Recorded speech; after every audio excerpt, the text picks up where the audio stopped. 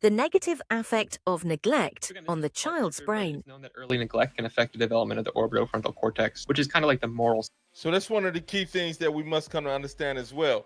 Even though there is a nature component to what he's talking about with these weak connections, he's also talking about the neglect component in that when it comes to a child that is developing early on, this can cause weak connections within a very important part of the brain. So this and these things are key.